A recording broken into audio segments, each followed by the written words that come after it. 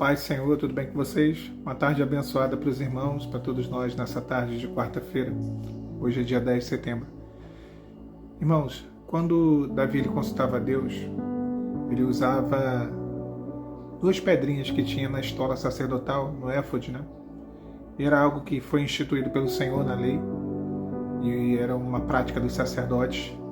E Davi utilizava essa prática para poder perguntar a Deus, né? Uma pedrinha era como se fosse o sim e a outra como não. Em diversos momentos da vida dele, ele lançou essas pedras e ele obteve do Senhor respostas, né, através dessa forma tão rudimentar, né, tão inicial ali de se consultar a Deus. Mas Deus respondia, mesmo dessa maneira tão simples. Davi obteve respostas, revelações, e através dessas revelações ele conseguiu salvar a sua família no episódio de Ziclag de 1 Samuel 30. Ele conseguiu um grande livramento quando Saul vai atrás dele em Keila. Diversas batalhas. Davi consultou o Senhor. O que esse episódio, essa prática do rei Davi traz, e sobre isso que eu queria conversar com vocês nessa tarde, é o quanto que Deus está interessado, o quanto que Deus está disposto a falar conosco, a nos orientar, sabe? A revelar a vontade dele, a mostrar o querer dele, a direcionar. E eu acho que essa é uma disposição de Deus muito clara em toda a palavra.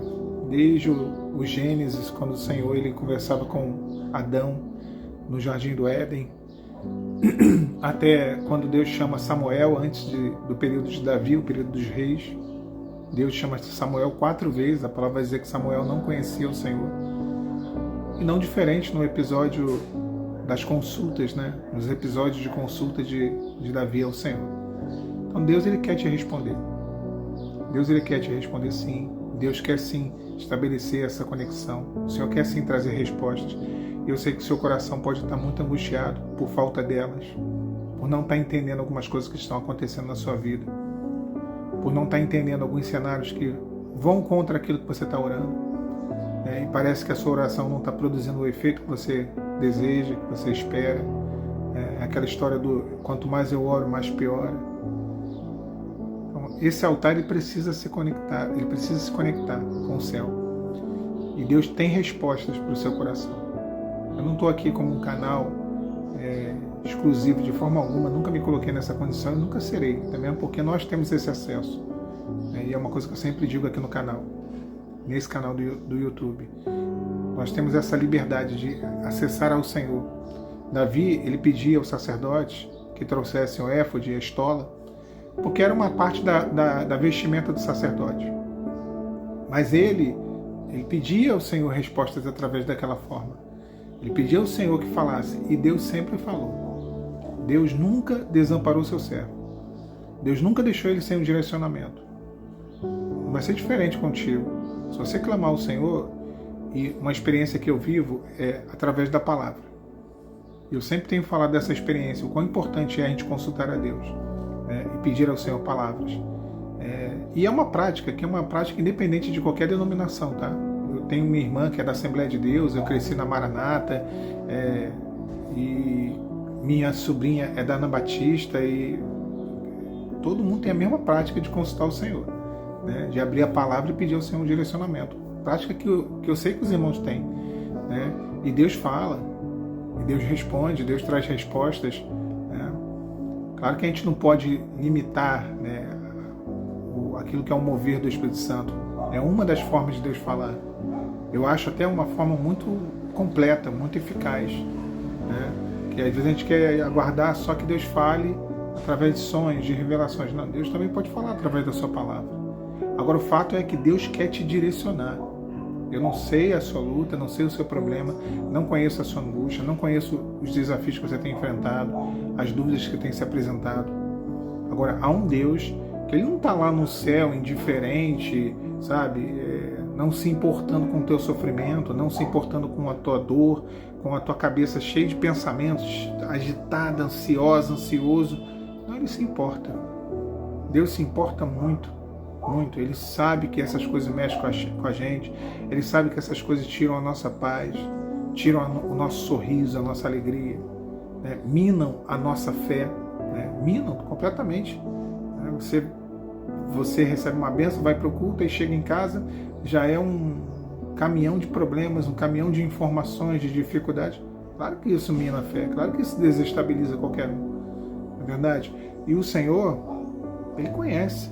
Não conhece só por ser Deus, por ser um Deus onisciente, Ele conhece porque Ele viveu na pele isso. Ele viveu na pele, Ele se fez homem para viver as nossas angústias, para sofrer o nosso sofrimento. Então, do Senhor virá a resposta. Agora, a palavra de Deus, ela não é só resposta. No Evangelho de João, João vai dizer: no princípio era o Verbo e o Verbo estava com Deus, e o Verbo era Deus. O Senhor Jesus, na eternidade, Ele é conhecido como a palavra de Deus. Está lá em Apocalipse. Né? Eu vi um que tinha suas vestes salpicadas de sangue, na sua coxa direita estava escrito a palavra de Deus, era o próprio Senhor. Por que é a palavra que não é só uma palavra, é uma palavra? Porque o verbo, né? O tradutor, ele coloca o verbo, que é uma palavra que exerce uma ação. Uma palavra que, quando o Senhor libera a palavra, ela não é só algo dito. Na hora, ela produz um efeito. Eu sempre gosto de dar o exemplo do vale de ossos secos. Quando o Senhor manda o profeta Ezequiel profetizar, e ele fala: ouvi a palavra do Senhor. Não era a palavra dele, Ezequiel, era a palavra do Senhor. E aí ele fala: olha, ouvi a palavra do Senhor. E na hora que ele fala, aquela palavra ela começa a produzir um efeito sobre o vale, e as coisas começam a mudar, e começa o osso se encaixar em osso, um rebuliço no meio do vale. Porque a palavra de Deus, ela tem esse poder. A minha palavra, a sua palavra, a nossa palavra, ela não produz efeito, ação nenhuma. A maioria das vezes não, né?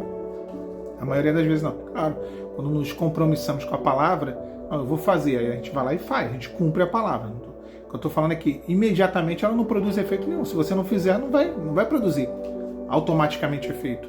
Olha, agora eu vou abrir a janela. Se eu não for ali abrir a janela, não vai mudar nada, não vai acontecer nada. Deus não.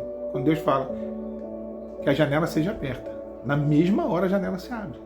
E disse Deus: haja luz, e houve luz. Porque a palavra dele tem esse poder. Então não é só uma palavra, uma explicação, um versículo, um texto. Não é só isso não, meu irmão. É a ação que você tanto deseja. É a operação de Deus na sua vida, a intervenção que você tanto almeja, que você tanto clama, que você tanto pede a Deus. E Davi entendeu isso. Quando ele consultava o Senhor, usando Urim e Tumim, luzes e perfeições, ele entendeu isso. Ele entendeu. É como que é a revelação, alcançar aquilo que vai além, né? Pelo Espírito Santo. Ele entendeu que ele alcançaria o quê?